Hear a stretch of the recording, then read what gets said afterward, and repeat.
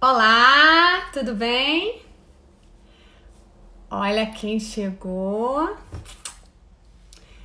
Até a Bárbara tá aí. Tudo bem? Tudo jóia? Rodrigo, você aparecendo aí, você pede para entrar aqui comigo, hein? Por favor. Tudo bem, pessoal? Boa noite.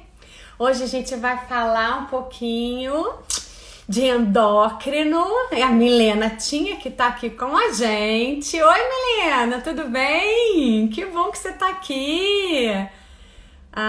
Rodrigo, você acabou de entrar. Pede para eu te adicionar aqui na nossa conversa, que hoje eu estarei recebendo aqui o meu querido amigo de trabalho. A gente trabalha junto na VetCare e é um prazer recebê-lo aqui. Tô vendo que tem um monte de gente. Fabi tá aí. As duas Fabis entraram juntas. Que delícia! Muito bom. Ah, Cadê você, Rodrigo? Pede pra você entrar junto. Oi, Ali, tudo bem, meu amor? Tudo jóia? Assim, ótimo.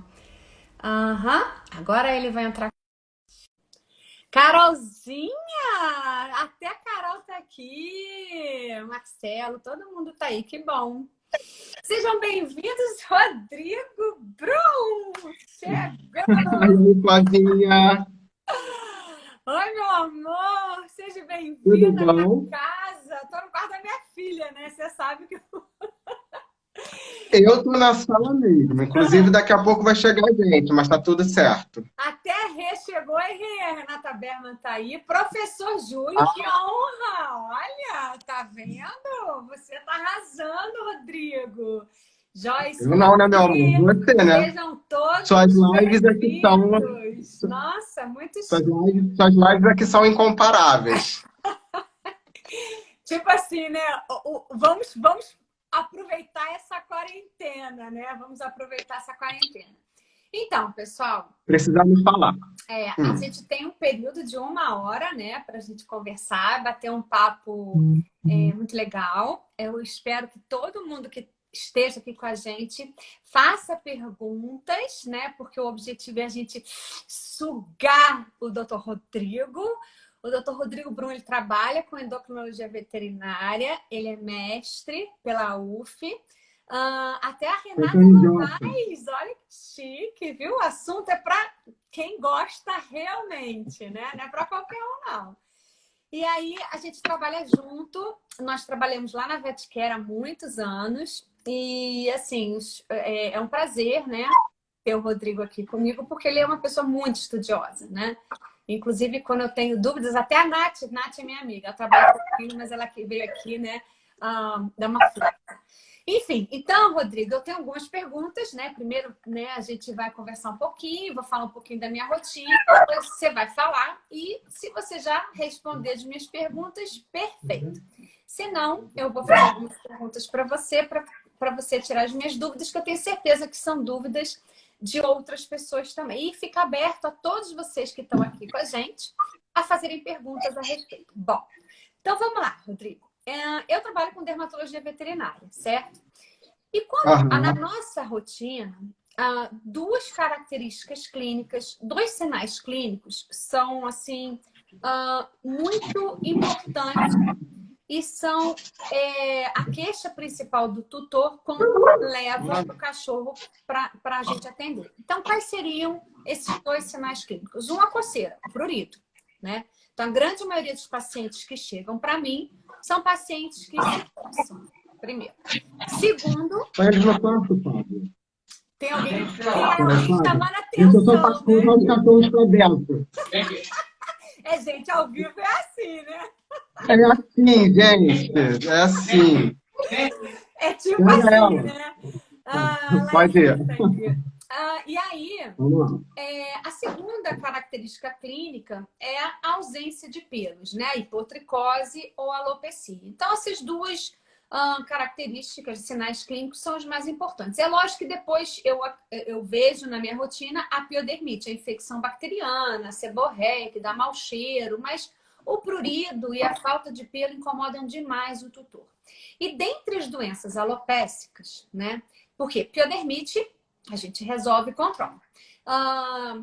a coceira, hoje, a gente tem, assim, vários recursos, né? Hoje a gente pode dizer que nós temos uma gama de medicamentos, opções terapêuticas que a gente pode usar na nossa rotina, algumas mais caras, outras menos caras, mas que são seguras, medicamentos e biológicos seguros, correto? Mas a danada da alopecia, né? Quando não é inflamatória, é uma alopecia não inflamatória, e dentre essas alopecias não inflamatórias, nós temos, né, alopecia X, o hiperadreno, que chega pra gente com um quadro de piodermite recorrente, não coceira, mas piodermite recorrente, né?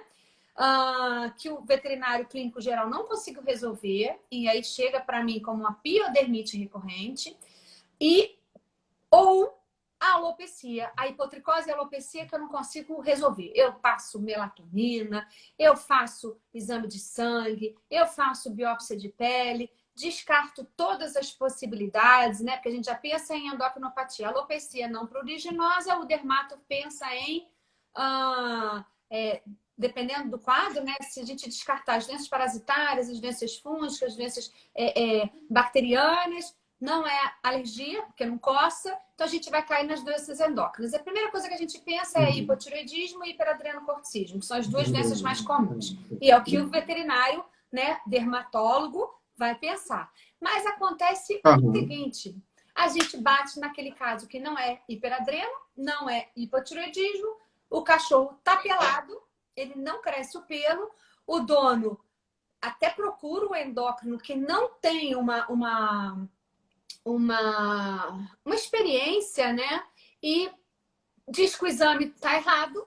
Não, diz que o exame está negativo, né? O exame é negativo, não é hiperadreno.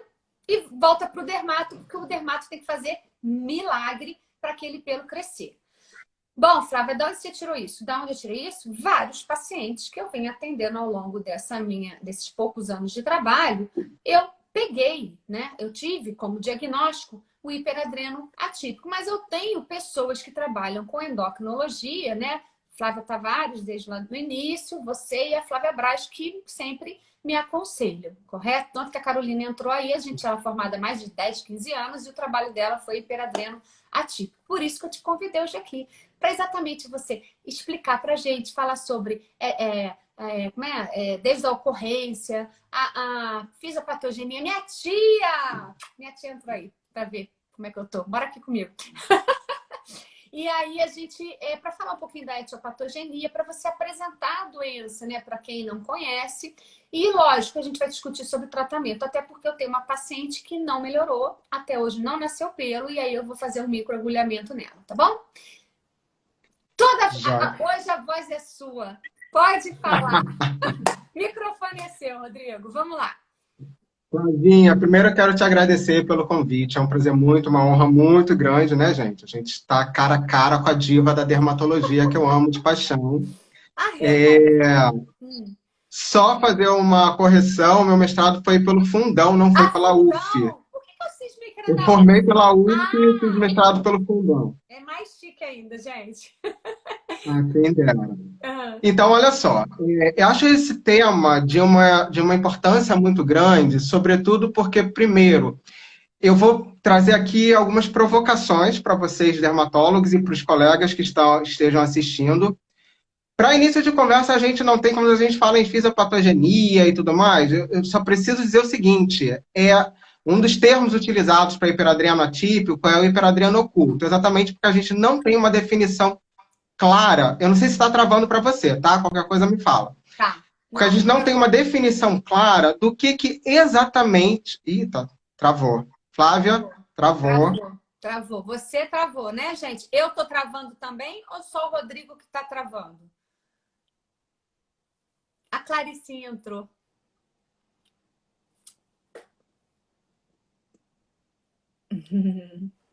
Gente, eu preciso saber se o meu tá travando ou do Rodrigo tá travando.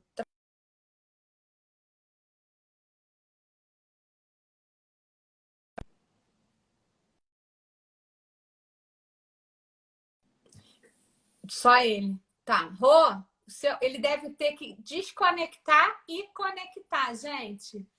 Eu até mudei aqui a internet para ver se ficava bom. Rodrigo que está travando. Ele deve ter saído e vai voltar. Calma, é porque ele saiu, entrou, vai entrar.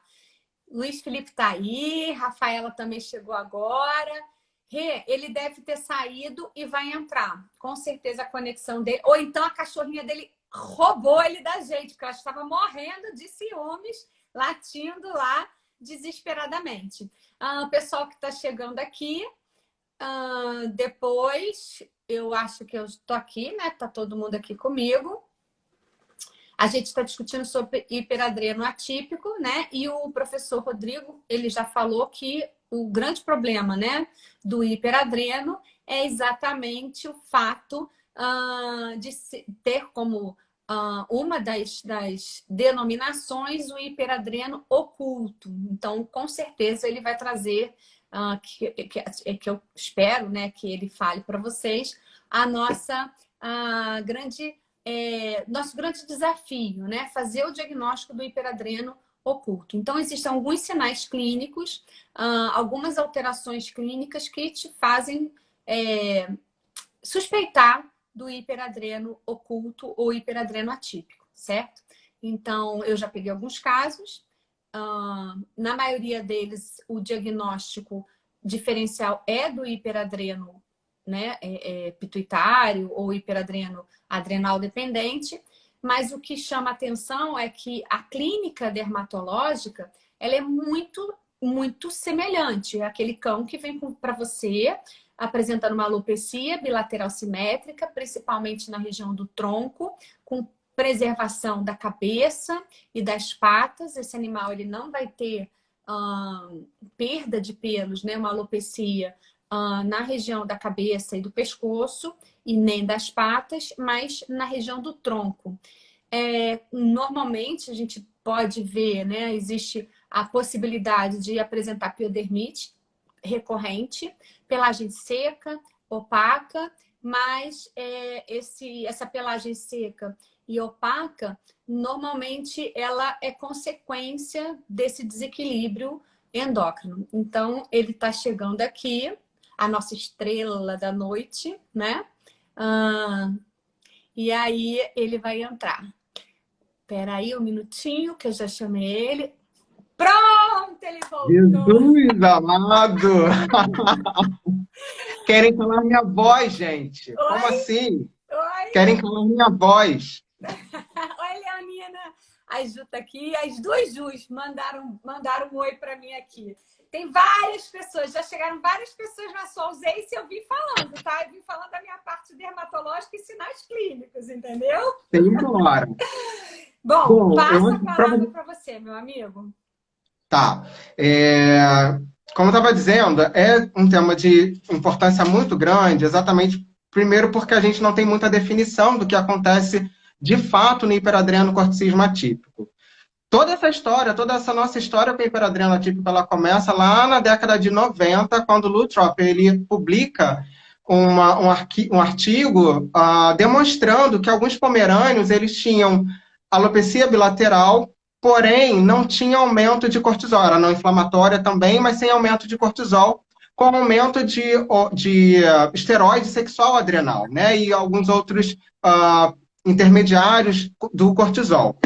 E desde então, desde essa época, a gente começa a postular, tentar entender o que acontece, quais são os mecanismos envolvidos nesses pacientes que apresentam toda uma clínica sugestiva de hiperadrenocorticismo. E aí, Flávia, acho que cabe aqui, quando você fala que muitos pacientes com sintomas, com alterações dermatológicas, a Greco, por exemplo, em 2007, ela vem dizer para a gente que a maioria dos pacientes, isso na verdade também é, inclusive, algo que eu percebo na prática, a maioria dos pacientes com suspeita de hiperadrenocorticismo atípico ou oculto, eles apresentam como sintoma, principalmente as alterações dermatológicas. Então, é importante que quando a gente está diante de um paciente, né, com alteração dermatológica, em que você faz os testes de função hormonal, os testes mais corriqueiros, mas se você fez performou um teste para hiperadreno, deu negativo, é importante que você dose precursores do cortisol, os esteroides adrenais ou os hormônios intermediários, porque pode ser que o problema esteja ali. E aí a gente tem essa bomba para falar sobre hiperadreno atípico, que, na verdade, a gente tem uma gama de alterações, mas, ao mesmo tempo, alterações que não se justificam. A gente tem aí uma nomenclatura, né, que fala em ou hiperadreno atípico ou hiperadreno oculto, e o Feldman, inclusive, no seu último livro, ele sugere, inclusive, hiperadrenocorticismo suspeito. Quem são esses pacientes, na verdade? São aqueles pacientes com toda uma gama de clínica sugestiva para hiperadrenocorticismo, mas que quando você vai lá e faz o exame, né, para saber se esse paciente ele é positivo ou não, então você faz uso das duas ferramentas para isso, o teste de supressão ou o teste de estimulação, para a dosagem do cortisol, ele dá negativo. E aí, se você não dosa esses hormônios adrenais sexuais, hormônios precursores, você não vai saber se, de repente, esse seu paciente ele entra nesse grupo de pacientes que são atípicos ou não. O grande problema é que, assim, a gente tem, na verdade, argumentos prós e argumentos contra a existência, ou a justificativa do que acontece, na verdade, nos pacientes com hiperadreno atípico. O que a gente assume hoje? Que são pacientes que apresentam clínica de hiperadrenocorticismo, mas um exame negativo para hiperadrenocorticismo, no qual a gente percebe aumento dos hormônios adrenais. O grande problema é, será que esses hormônios adrenais sexuais, eles justificam a clínica desse nosso paciente? E essa é a nossa grande incógnita. E tudo isso vai repercutir diretamente em se eu devo tratar esse meu paciente, o tipo de tratamento que eu vou adotar para esse meu paciente, ou se vale a pena, na verdade, eu testar mais tarde esse meu paciente para saber se mais tarde ele vai apresentar um hiperadreno típico, ou seja, com aumento de cortisol verdadeiramente. Mas boa parte dos nossos pacientes, eles têm dermatopatias, exatamente essas que você encontra, essas piodermites, recidivantes, esses quadros de alopecia, que se não for testado, se não houver uma atenção, né, na verdade, um histórico, uma anamnese voltada para tentar avaliar se tem a sugestão de hipercortisolemia ali, ou pelo menos uma clínica sugestiva de hiperadreno, e se eu não testar, se eu não dosar esses hormônios adrenais, sexuais, eu não vou ficar quais são, porque eu acho que tem gente que não sabe, inclusive já perguntaram sobre o teste. Assim, o que eu doso na minha rotina assim, de forma mais rotineira é o precursor, que é 17-hidroxiprogesterona.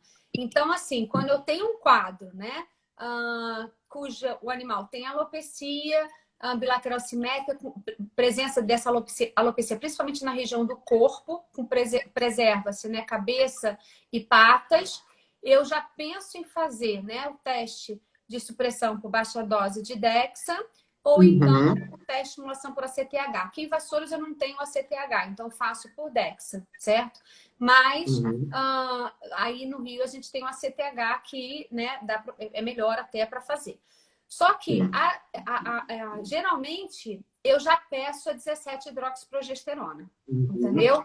Porque quando eu tenho um caso que não tem poliúria, polidipsia e polifagia e aquelas alterações clássicas do hiperadreno, mas que parece hiperadreno, mas não parece tanto, eu já incluo a 17-hidroxiprogesterona. E aí eu não sei se todo mundo conhece a 17, que é o precursor, um hormônio precursor, mas principalmente quais outros hormônios que você sugere que a gente deva fazer? Bom, então vamos lá. Na esteroidogênese, né, participam uma série de hormônios. A hidroxiprogesterona é somente um deles. Então a gente para aqui e a gente visualiza agora um pouco da esteroidogênese acontecendo. Tudo começa a partir do colesterol, uma série de reações enzimáticas em que vão originar, e aí a gente vai citar pregnenolona, 17-hidroxipregnenolona, progesterona, 17-hidroxiprogesterona, desoxicortisol. Então, todos esses são hormônios de cunho esteroidal sexual, produzidos pela adrenal, e todos esses podem ser dosados. Inclusive, alguns laboratórios, hormonais, eles têm, né, o que a gente chama de painel adrenal. Eles fazem a dosagem de todos esses hormônios. Então, na verdade, qualquer um desses hormônios, dentro de um quadro de hiperadreno atípico, poderia estar aumentado. E a primeira provocação que eu já lanço aqui para todos os nossos colegas é no que diz respeito à especificidade do teste.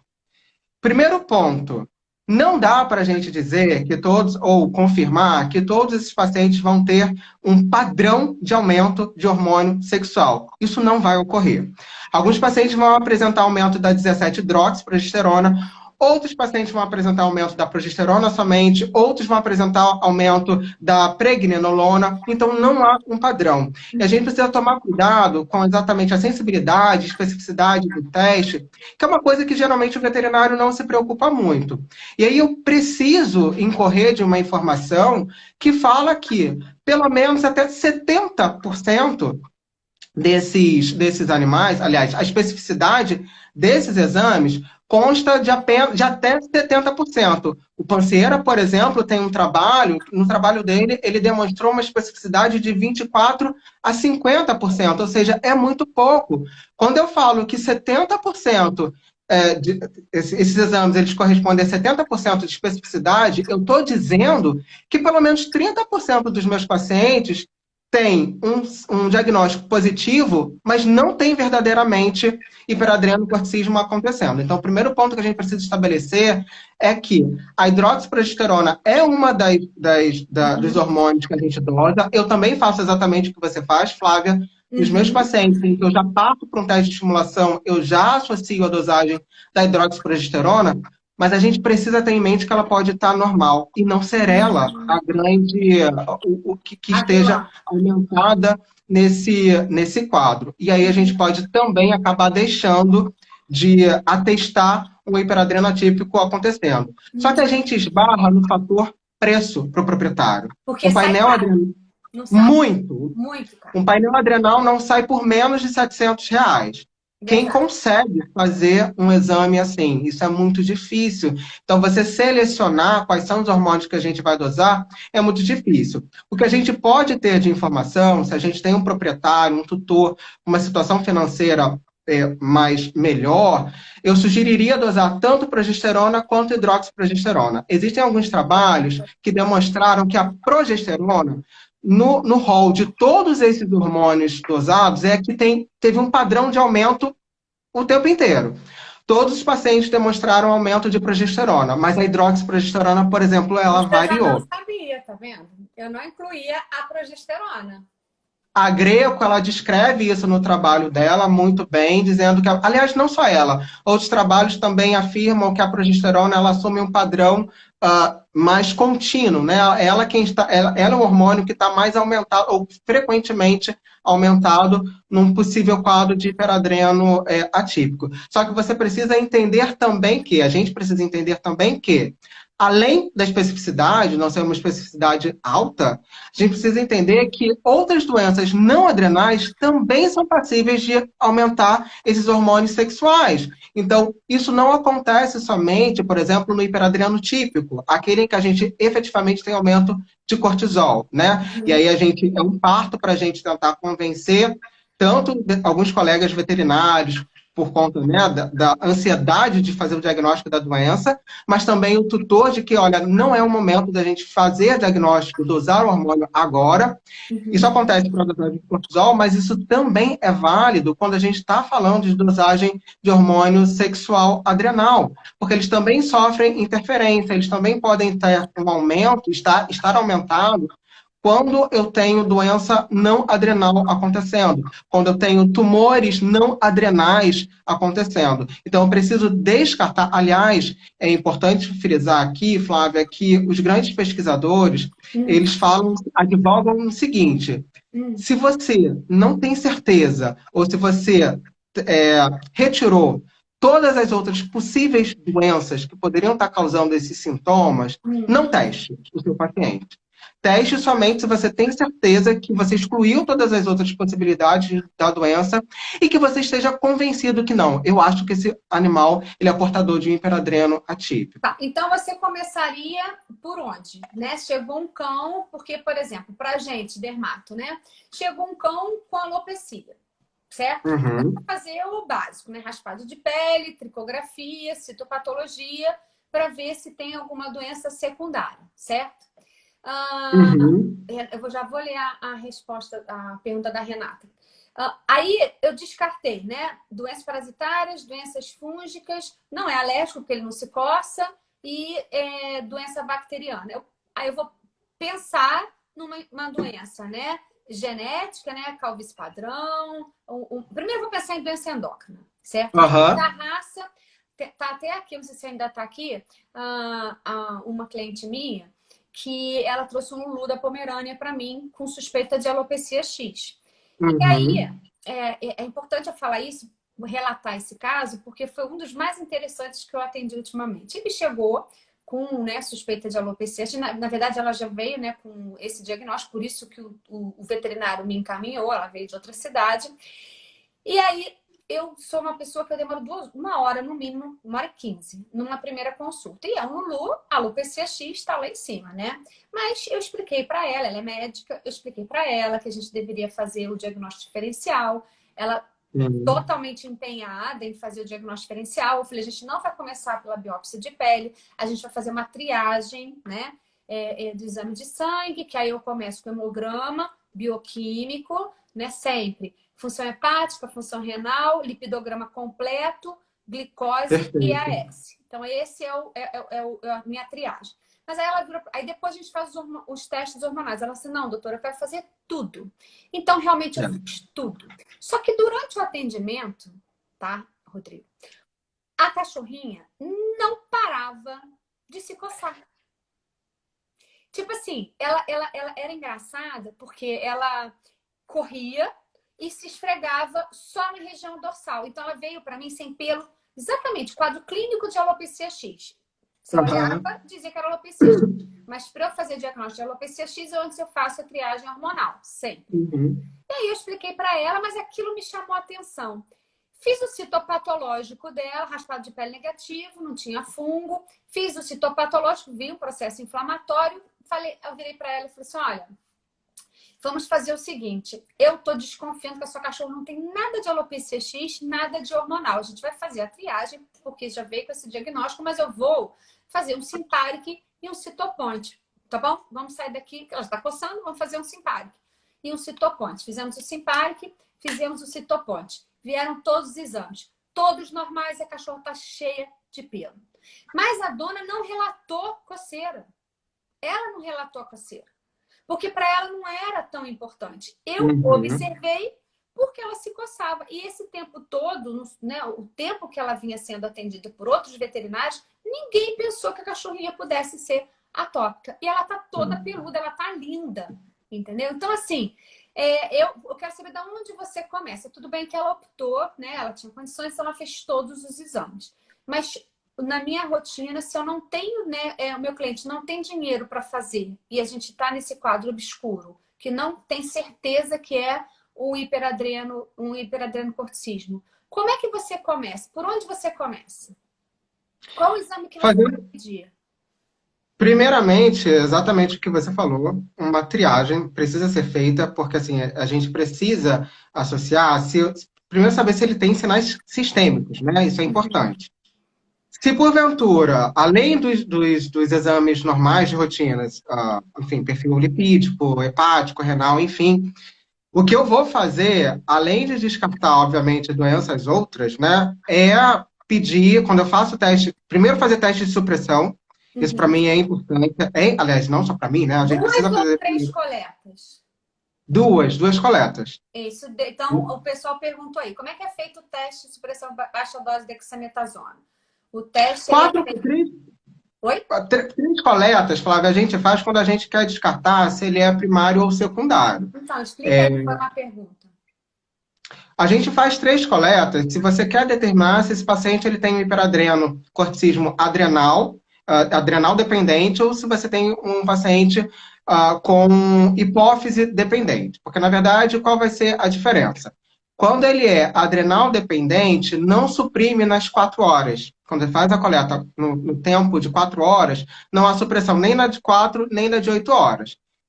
Em contrapartida, no hipófise dependente, ele suprime nas 4 horas, mas não vai suprimir nas 8 horas. Basicamente isso. Então, se isso é uma informação, de repente, importante, válida para você, que na verdade vai ser, mas eu faço essa diferença com o exame de imagem ultrassonográfico. Então, se tem alteração ultrassonográfica, se tem um tumor ali na ultrassonografia, eu já sei que esse paciente, o problema dele, ele é adrenal dependente. Então, eu não gasto o dinheiro do tutor fazendo 3 dosagens, eu faço 2 dosagens apenas. A 0 hora e a 8 horas. E 8 horas, isso. Exatamente. Se esse exame tiver dado negativo, aí eu parto para o teste de estimulação. E, semelhante a você, eu já faço dosagem, hoje em dia eu já faço dosagem tanto de cortisol quanto a hidroxiprogesterona também. Pergunta da Renata Novaes, pensando no hiperadrenocorticismo oculto, se for para escolher por custo, então você escolhe a progesterona em detrimento da 17-hidrox? Foi uma pergunta dela. Qual que você vai pedir? É o que perguntou aqui. O ideal seria que a gente pedisse, segundo, né, o que demonstra os trabalhos, a progesterona é que tem um maior aumento, né, tem um padrão de aumento mais frequente, é o mais visualizado. Mas, por exemplo, você vai encontrar trabalhos falando em aumento da hidroxiprogesterona em 73%. Então, na minha rotina, eu ainda peço a hidroxiprogesterona, mas eu preciso alertar que a progesterona, segundo os trabalhos, é o hormônio que mais aparece aumentado. Mas eu, Rodrigo, ainda faço uso da hidroxiprogesterona no teste.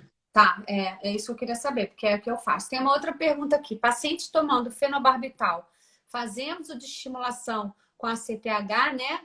Posso pedir o 17-hidrox também? Ele interfere nesses precursores? Não sei responder. Eu sei que no hipotireoidismo é o Gardenal, né? Sim, exatamente. Do hiperadreno, eu não sei responder. Não, na verdade, em tese não interfere não, tá? Aliás, a pergunta, vou pegar um gancho também para... Quando o paciente faz uso de fenobarbital, é importante que, independente se você pensa em atípico ou típico, é importante que a gente faça uso do teste de estimulação em detrimento da supressão. Por quê? Porque, na verdade, como o fenobarbital, né, ele aumenta o metabolismo, então ele vai acabar metabolizando mais rápido a dexametasona, e isso vai interferir diretamente no potencial da droga, da dexametasona, em promover supressão ou não do eixo. Então, a gente sempre faz uso do teste de estimulação. E ele não vai interferir na dosagem do meu cortisol, quando é por estimulação, e a princípio não há interferência de hormônio adrenal sexual também quando a gente faz uso dele, tá? Pode fazer uso sem problemas. Tá, então aí no caso você faria primeiro, se você está pensando em hiperadreno, né, típico, adrenal, pituitário, você faz o teste de supressão. É de preferência. Ele é melhor para ser feito. Agora, se você já pensa num paciente que provavelmente ele tem o oculto ou uma alteração de hormônio sexual, aí você faz o teste de estimulação para CTH, correto? Isso, Flavinha, mas eu preciso fazer aqui um adendo nessa afirmação. Primeiro ponto é, a gente não pensa, em tese, em hiperadreno oculto, se eu não testei o típico, se eu não fiz o teste de supressão. O primeiro ponto que a gente precisa considerar é a norma do Akivin. O que o consenso do Akivin ele fala pra gente? Olha, você até tem uma ordem que você pode escolher para diagnóstico de hiperadrena. Teste de supressão, depois vem teste de estimulação. Mas na prática, o que ele aborda é, você pode escolher qualquer um dos dois. Se um der negativo, você parte para o outro. Então, assim, a gente não tem como pensar ainda no hiperadreno oculto sem primeiro descartar a possibilidade do típico estar acontecendo a partir de um teste de supressão. No máximo, o que você pode supor, de repente, de acordo com a sua casuística, por exemplo, eu percebo que os meus pacientes, principalmente Shih Tzu, Maltese e alguns Yorks, eu tenho tido pouco caso de teste positivo no exame de supressão e muitos pacientes se apresentando, mesmo na estimulação com cortisol normal e com hidroxiprogesterona elevado, ou seja, isso vai estar contando por hiperadreno atípico. Uhum. Mas isso é a partir da minha experiência. Então, talvez eu opte por fazer a dosagem da hidroxiprogesterona direto O basal. a partir... Nem o basal, o basal e o pós-ACTH. Ah, tá. Embora eu não dose, os trabalhos eles também citam a dosagem da hidroxiprogesterona basal e hidroxiprogesterona pós-ACTH, mas, gente, a nossa realidade é brasileira, não é europeia nem americana. Pois é. Não dá para fazer esse monte de exame no tutor. Então, assim, no máximo, quando eu acho que o meu paciente, a partir da minha casuística, ele não vai me dar um teste de supressão positivo, eu já parto para o teste de estimulação, mas sabendo que eu vou dosar também o cortisol. Então, eu já estou seguro de que o cortisol ele pode dar normal ou aumentado. Se der aumentado, eu estou diante de um quadro de hiperadreno típico, ainda que minha hidroxiprogesterona dê aumentada também. Porém, se o meu cortisol der normal e minha hidroxiprogesterona der aumentado, de qualquer forma, eu atesto para um hiperadreno atípico, mas eu já fiz a dosagem do meu cortisol. O fato é, eu não posso não fazer a dosagem de cortisol. Eu tenho que fazer. É regra. Faz a dosagem. É regra. É regra. Tem que ser feito. E aí tem outras perguntas aqui, Rodrigo. Apenas o aumento do tamanho das adrenais sem caracterizar tumor, sem sinais clínicos, é relevante por hiperadrenocorticismo oculto? A Carol... De forma alguma. Assim, bom, peraí, deixa eu reformular. Ser relevante é uma coisa. Ser determinante é outra.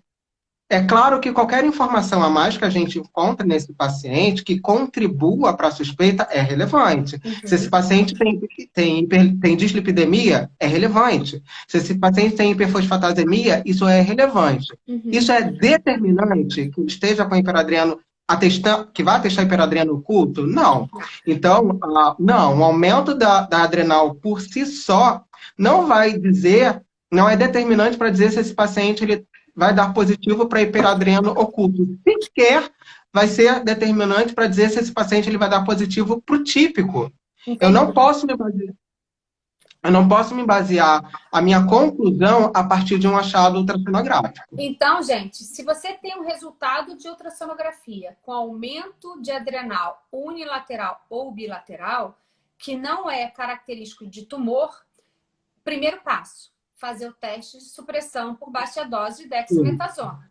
E aí sim, você em vez de fazer, se o tutor não tem condição financeira, ele já fez a ultra. Você já sabe que tem alteração de adrenal. Então você vai fazer o teste de supressão por baixa dose de dexametasona, 2 coletas, 0 hora e 8 horas após a aplicação da dexa. Correto? É isso. Isso. Se vem um resultado normal, sem alteração, aí a gente parte para o teste de estimulação com a CTH, testando a 17-hidroxiprogesterona.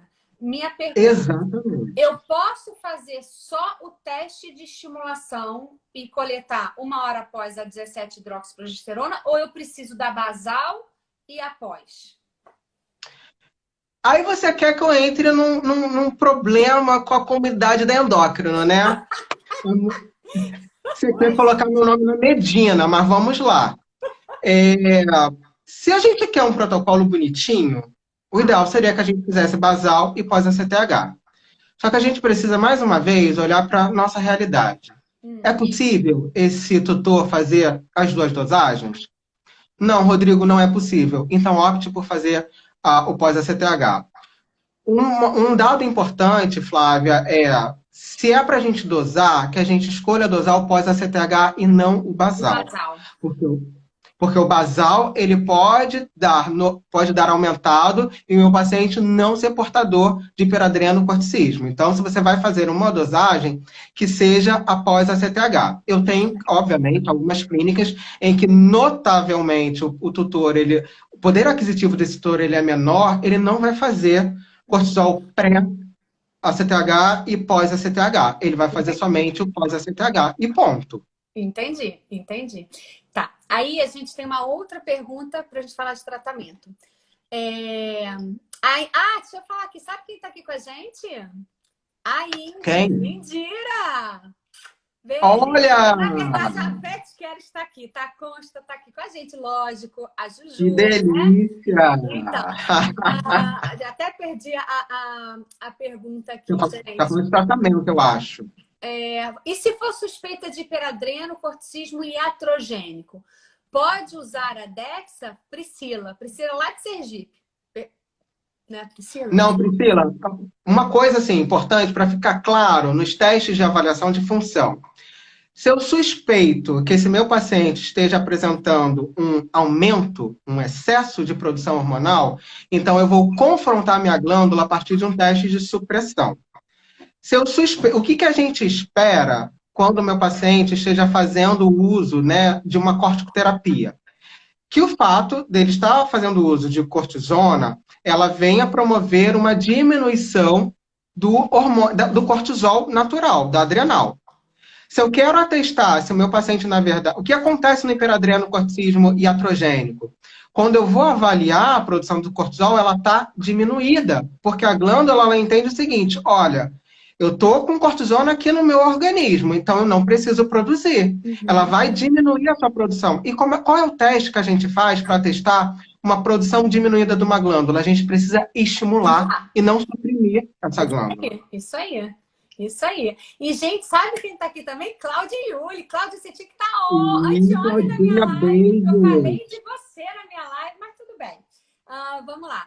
Uma outra pergunta, Eliane. A baixa supressão de dexametasona também dá para diferenciar de hipotireoidismo, que é o contrário? Ixi. Como? Olha aí, vê se você consegue entender. A Flávia Braz também está aí. Outra endócrina, Milena, lá de longe, do Nordeste, está aqui. Milena, você não vai fazer nenhuma pergunta, não? A baixa supressão. Eu acho que ela quis dizer diferenciar do do hiperadrenocorticismo. Eliane, só me corrija. Eu acho que você quis dizer se a teste de supressão ele pode diferenciar o hiperadreno típico do atípico. Eu imagino que seja essa a pergunta. Então, se não for, você me corrige. Olha só, Eliane. Para você... do hipoadreno deve ser isso. Sim. Acho que é do hipoadreno, não é? Bom, tá. Então, eu vou tomar como base duas possibilidades. Se ela estiver falando se dá para diferenciar, se um paciente dá para diagnosticar um hipoadrenocorticismo, não dá. Porque no hipoadrenocorticismo a gente assume que a produção de cortisol está diminuída. E aí a gente volta naquele conceito. Toda vez que a gente quer testar, saber se essa glândula está produzindo pouco hormônio, a gente precisa estimular a glândula. Então, o teste de supressão, ele não vai dizer para você se esse seu paciente não vai testar se ele está com hipoadreno ou não. Quem vai dizer isso é o teste de estimulação. Agora, se porventura ela estiver dizendo se o teste da dexametasona ela pode diferenciar entre o hiperadreno típico e o hiperadreno oculto, não pode. Inclusive, em 2015, Flávia, a Linda Frank, que é uma maravilhosa, né? Meu amor, eu conversei com ela, querida, na Bev, caso você não saiba. Lógico, né? A gente ama os nossos livros, os nossos papers. Não é? A Linda Frank, em 2015, ela tentou performar um teste de supressão que conseguisse avaliar a presença de um hiperadrenocorticismo atípico e não conseguiu. Então, a princípio, somente a estimulação por ACTH é o teste que consegue determinar se o seu paciente ele tem hiperadreno atípico ou não. Perfeito. É complicado, né? Agora, tudo bem. A gente precisa do diagnóstico, certo? A gente já falou bastante em diagnóstico. Deixa eu ver aqui, todos mandando beijo para você. Rodrigo, seria consideração se os animais são castrados? Olha, isso aqui é legal, ó. Você leva em consideração, Rodrigo, se os animais são castrados ou não quando estimula os hormônios sexuais pelo ACTH? Em tese, eu não levo em consideração, mas aí eu preciso fazer uma observação, né? Porque na endocrinologia nada é fácil, não é mesmo? Tudo tem porém. Dermato é pior. Bom, eu sou suspeito porque eu mando tudo para vocês. Dermato é pior, meu amigo. Mas fala. O que que acontece? Alguns trabalhos, eles atestaram que pacientes não houve diferença entre hormônio sexual em pacientes castrados e não castrados. Por outro lado, temos trabalhos que atestam diferença. Fêmeas castradas, por exemplo, apresentaram níveis de hidroxiprogesterona maior em relação a fêmeas inteiras, enquanto machos inteiros apresentaram nível de hidroxiprogesterona maior do que machos castrados.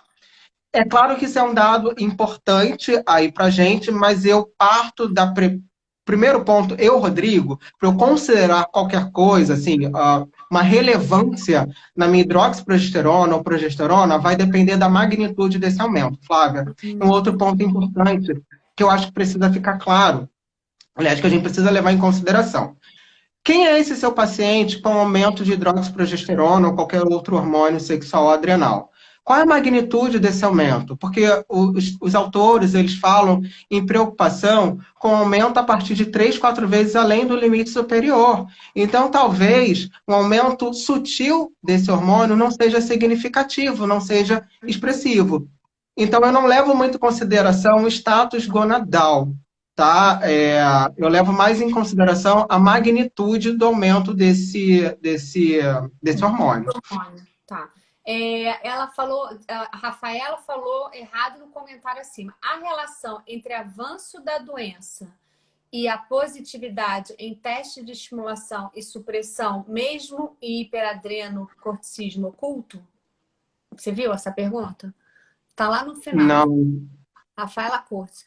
E depois eu vou falar uma pergunta e a gente entra em tratamento, porque tem uma pergunta relacionada ao tratamento. Em hiperadrenocorticismo iatrogênico. Não. Bom, tá. Rafaela, o primeiro ponto é o iatrogênico, você só vai, na verdade, determinar se ele é positivo ou não no teste de ACTH, tá? No teste de estimulação. Não vejo relação entre positividade e avanço da doença. Eu não vejo, assim, uma piora de com, de repente, nível de cortisol. Considerando que a gente está falando de hiperadrenocorticismo iatrogênico, ou seja, o nível de cortisol ele vai estar baixo no teste de estimulação. Eu não vejo relação em níveis baixos de cortisol com piora de sintomas desse paciente. Eu tive, por exemplo, inclusive, Flávio, até aquele paciente que eu te enviei, você me mandou aquela foto de adrenal diminuída, atrofia de adrenal, com um paciente que fez uso fez corticoterapia tópica, ele se apresentava muito melhor, com menos sintomas clinicamente, do que pacientes com uma diminuição não tão intensa dos níveis de cortisol. Paciente que sofria também de hiperadrenocorticismo iatrogênico, mas não tinha uma diminuição tão grande de cortisol, porém exibia sintomatologia muito mais aguçada de hipercortisolemia. Entendi. Então, eu particularmente não vejo relação, não, na prática. Uma das meninas aqui perguntou o seguinte, falou, Rodrigo, se a gente tem um paciente com todos os sinais clínicos de hiperadrenocorticismo, né? Poliúria, polidipsia, polifagia, alopecia, enfim, tá com cara de hiperadreno. Aí vai e você dosa o hormônio. Dá normal. Bom, eu vou começar a falar o seguinte. Primeiro, você tem que saber se o laboratório que você está usando, o laboratório que você manda o material é um laboratório confiável. Isso eu falo por quê? Eu, particularmente, para hormônio, eu uso o BetLabs. Não abro mão de usar o BetLabs. O laboratório lá do Jockey, né, da Bianca. Por quê? A Tereza, né, Vanessa, por quê? Eu peguei um caso aqui que foi encaminhado o hormônio, eu fui fazer T4 livre por diálise, voltou com hipertireoidismo.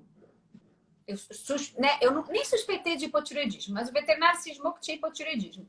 Mandou para mim o resultado T4 total baixo. Aí eu falei, não, vamos fazer o exame direito, não estava tomando nenhuma medicação, estava tudo certo, mandei para o laboratório. Falei, olha, você vai fazer o T4 livre por diálise, eu anotei lá, BetLabs. Só que mandou para um outro laboratório. E aí voltou com hipertireoidismo. Eu virei para o veterinário e falei assim, olha só, eu não falei para você mandar para esse laboratório. Eu não quero esse resultado de exame. Ela foi, pagou do dinheiro dela, que ela não tinha reparado que estava escrito Beth Labs. Então, primeiro, é saber se o laboratório que você está trabalhando é um laboratório de confiança. Se é de confiança e deu realmente normal, eu costumo seguir a seguinte etapa, repetir em 3 meses. Entendeu? Antes de tratar, pensar em tratar, certo? Repetiu em 3 meses, piorou todo o quadro, aí, minha gente, pode ser o tal do oculto. Procura outros hormônios, porque aí tá dentro do quadro de hiperadrenocorticismo oculto. Entendeu? Aí, agora é sua vez. Olha só, rapidinho, gente. Às 19h30 acaba o nosso horário. Quer dizer, 19h29 que eu comecei. Aí eu vou terminar e você salva no seu, porque eu não consigo salvar no meu, tá bom? Meu Deus, vai ser. Meu Deus, também nunca consegui, mas vou tentar. Lá quando dá um stop, você tenta salvar. Eu não vou conseguir salvar, então quem perdeu, perdeu, porque não vai ter como salvar, tá? Mas a gente volta para o tratamento, que eu acho que não vai dar tempo de a gente falar tudo que a gente tem para falar em tratamento. Você tem condição de voltar mais uns 20 minutinhos ou não? É claro, estamos aqui para isso. Podemos passar a noite inteira, gente. Então, vamos lá. Bom, primeiro, falando sobre essa pergunta, é exatamente isso. Se tem toda a clínica, tem toda a sintomatologia, tem que se atentar quanto ao laboratório. Eu costumo trabalhar ou com BET ou com Provete de São Paulo. E se permaneceu dando negativo, a primeira coisa você precisa descartar outras possibilidades de doença, acometimento de doenças não adrenais. Se isso está acontecendo ou não, que possa estar interferindo na sintomatologia. Se permanece dando, se você descartou todas essas outras possibilidades, né, de doença não adrenal, mas você jura que esse paciente tem toda a clínica de hiperadreno, inclusive tem aumento glandular, é exatamente isso que a Flávia falou. Eu geralmente testo com 2 meses depois, entro com medicação, que eu vou citar daqui a pouco, uma medicação, e testo 2 meses depois, mas é imprescindível, se o seu tutor ele tiver a condição, que você já pesquise hiperadreno atípico. E se você pesquisou, fez uso dosou 17 hidroxiprogesterona ou progesterona, então você vai precisar fazer um compilado total do painel adrenal. E aí vai entrar hidroxiprogesterona, progesterona, pregnenolona, todos esses hormônios que fazem parte para você saber, androstenediona, para você saber se algum deles vai dar aumentado ou não, que possa justificar. Muito embora, Flávio, eu quero deixar muito claro, gente, que, assim, não há comprovação de que o aumento desses hormônios sejam eles os responsáveis na sintomatologia clínica que a gente observa. Isso não está claro, não foi elucidado ainda. A gente não sabe que diabo promove clínica de hiperadrenocorticismo quando o paciente ele não tem aumento do cortisol, mas tem aumento desses hormônios. Por quê? Porque a gente começa a fazer alusão a alguns outros quadros nos quais a gente também tem hormônio, também tem aumento desses hormônios, mas o animal não apresenta característica clínica de hiperadreno. A alopecia X é um deles, por exemplo. O animal ele não apresenta sintomatologia sistêmica alguma, só tem aumento, alguns, e nem são todos, aumento de, por exemplo, esses intermediários do cortisol, e não apresenta sequer alteração clínica. Por que isso acontece? Não sei. Por que as cadelas, no proestro ou no estro, que apresentam até 100 vezes mais a concentração de progesterona, não tem poliúria, polidipsia, polifagia, não tem toda uma sintomatologia clínica, né, compatível com o hiperadrenocorticismo que justifica?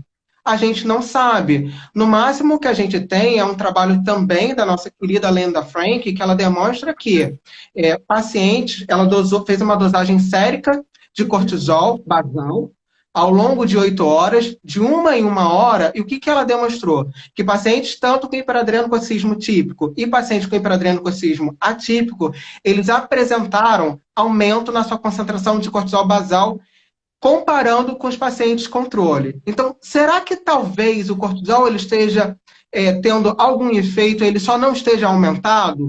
ou mais? Será que, na verdade, os nossos valores de corte para o cortisol é que estejam defasados? Porque isso também é postulado, também é aventado, essa hipótese. Talvez a gente tenha que corrigir os nossos valores de corte para cortisol. E aí, na medida que a gente corrija, talvez esses hiperadrenos atípicos, eles comecem a figurar no rol dos hiperadrenos típicos, na verdade. Entendi. O Álvaro Lima perguntou a diferença entre radioimunissaio e quimiluminescência. Se você vê diferença, eu vejo. Fala. Tá, Álvaro, eu particularmente, depende para mim, depende do hormônio que você utilize. Quando é hormônio tireoidiano, eu deixo muito claro, tem que ser metodologia por radioimunissaio. Para mim, só funciona por radioimunissaio. E ponto. Não tem meio termo quanto a isso. Embora também a gente precisa fazer a ressalva que com toda essa temática ambiental, eu acho que em algum momento a gente vai precisar se adequar, talvez em algum momento o radioimunissaio vá cair. E a gente fique só com quimiluminescência, mas eu vou deixar para me preocupar quando isso acontecer. Cortisol, o que eu percebo, na verdade, é uma não diferença, eu não percebo diferença entre químio e radioimunissaio.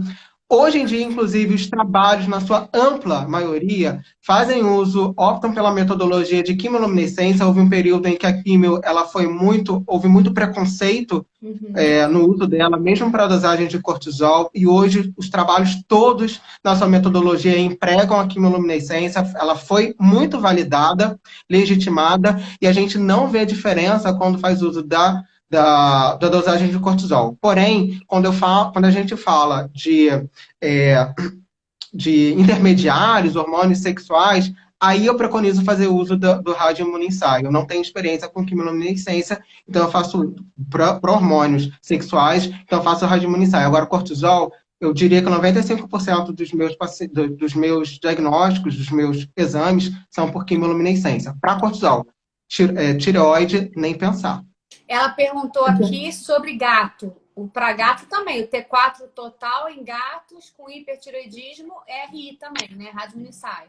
Eu ainda faço por radioimunissaio, porém, já foi validado quimiluminescência para gato. Aliás, uma pesquisadora importante, querida, inclusive, que é a Aline Bonfim, ela demonstrou isso em exame. É a Aline? O Alex, a Deodato e a Aline fizeram estágio comigo. Gente, a Aline é uma querida. Ela é uma referência enorme para a endocrinologia brasileira. Ela já demonstrou a quimiluminescência para exame de tireoide felina. Mas eu, Rodrigo, ainda preconizo fazer uso do radioimunissaio. Isso também já foi demonstrado, tá? Mas eu ainda faço uso do radioimunissaio mesmo para felinos. Certo. Bom, Rodrigo, a gente vai ter que entrar em tratamento, né? Que vai cair a nossa live, eu vou encerrar em 2 minutos. Mas vamos começar a falar, né? Como que a gente trata o hiperadreno oculto? E essas, né, alterações de hormônios sexuais? Bom, a primeira coisa que a gente precisa pontuar é quem é esse seu paciente com hiperadreno oculto? Quais sintomas ele está exibindo? Né? E qual foi a magnitude do aumento que você percebeu? Porque é importante, Flávia, a gente deixar claro que a gente não trata exame, a gente trata paciente.